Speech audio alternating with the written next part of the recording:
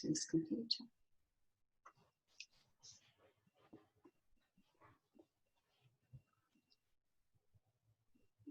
Okay, I'm going to need to cut that beginning bit off because it's recording, and I didn't realise.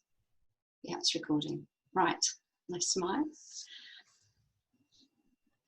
Hello, thank you for joining us once again. It's Kathryn Colas here from Simply Hormones, and nearly always talking about menopause. And as you know, I've recently been speaking to a variety of different people about all sorts of different things, and to do with businesses as well.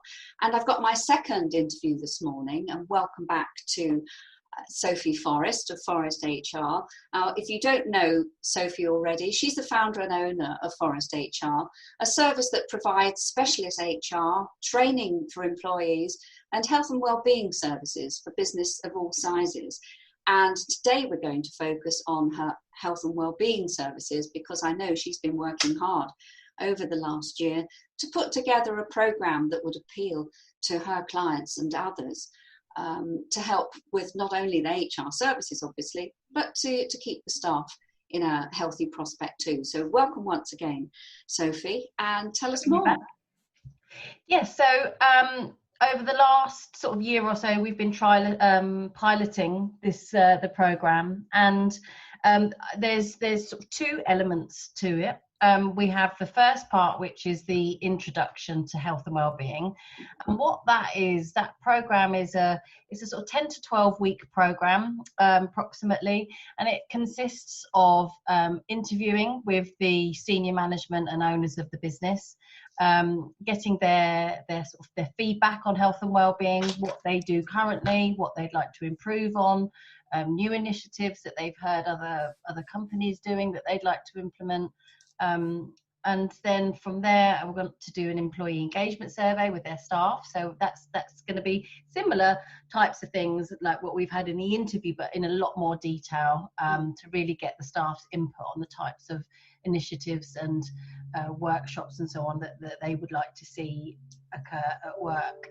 And following that, we're going to obviously review sort of everything that we've sort of consolidated and received, through those that sort of research part of it, and then we tie that up in a findings report, and in that findings report we'll be providing our recommendations to the business as to what sort of short-term initiatives they can implement, and that has come purely from what the staff have said that they would like to see. So it's very bespoke for the business. It's not just well, this is what we're going to provide you. This is what we suggest that you do, because this is what your staff have said they want to see. Yes. And then we'll implement that, and then we track it. In terms of that implementation, the health and wellbeing delivery team will deliver. It'll probably be sort of 3 or 4 workshops consisting of about an hour or so, like a lunch and learn.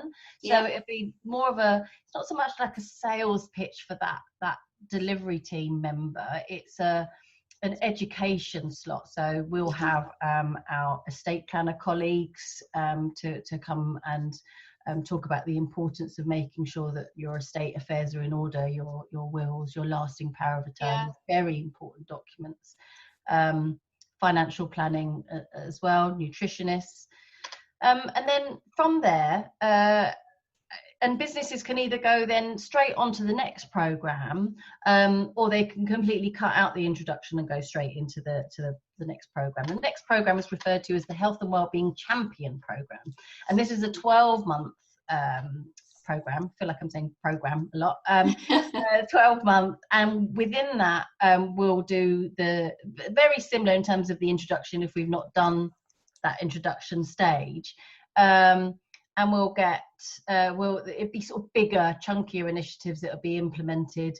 A whole range of things, like the stuff that I've already mentioned in the intro, but also massages, yoga, Pilates, having awareness courses, like the obviously the stuff that you do, Kathryn, because that's obviously very important, that we want to make sure that menopause awareness is really in the workplace, because it's not just the women, as you know, that obviously go through it. It's their partners, their family, the business owners, and they need to know how to deal with it properly and sensitively. Yes. and yes, and other health assessments, medical tests, a whole variety of stuff. And we'll provide them with these the sort of champion logos that they can then either use across social media, they can put it on their website, and that clearly sort of highlights that they are health and wellbeing champions, and they're proudly supporting health and wellbeing in the workplace. Yes, yeah. And so you go quite deep into the process, don't you, with the client, which is similar to what we've been doing as well. And it proves to be so much more effective because, as you say, you're not just talking to the person that you originally linked up with that was interested in what you were doing, but they've brought in other members of the team and members of the staff to discuss it in a more open way, so that everybody knows that they're getting what they need, really, rather than somebody just coming in and saying, well, here's the program, off you go, thank you very much, here's my bill. But it's not like that at all, isn't it? It's much more integrated. Yes, absolutely. And sort of emphasizing on that fact, it's very bespoke. It's very bespoke for the business. Yes. I mean, we've got a whole breadth of different initiatives that we can implement into the business, and not all of them. I guess you'll see more with the 12-month program, but with the shorter sort of the introduction program, that will be very top, what the sort of the top level initiatives were that staff and managers have said that they want to see. And it's going to be very individual, and that's what we saw in the trial. It wasn't just a case of, well, everybody wants the financial planner, and everybody wants estate planning, and everybody wants, the mental health awareness stuff as well. I mean, most there are what's the word? There are reoccurring interest in certain aspects. But it really does vary. And presumably from that longer program, that's when new things can crop up as well, things they hadn't thought of, because they're developing it as they go along. They say, oh, hang on a minute, this has cropped up, we hadn't considered this. And so that's a good thing too, isn't it?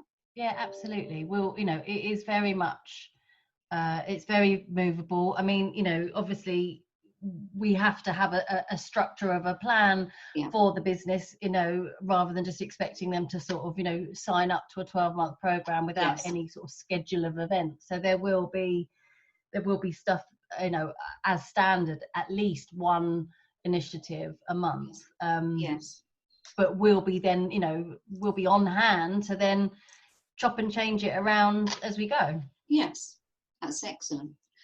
Well, I think that's fitted nicely into our slot this morning. I know we spoke a lot more before, but there's always seemed to be so much more to say, doesn't there? But you've got this in a nutshell, because it's specific to the health and well-being, and it's an add-on, or it can be separate to your HR services anyway. It can they can run in tandem, or be something completely separate, can't it? Absolutely. And I think that's the key thing, I guess because of the initial target for the sort of audience that we'll be going to with the initiative, when we do launch it out properly to the market, will be slightly larger organisations than what we normally work with our outsourced HR.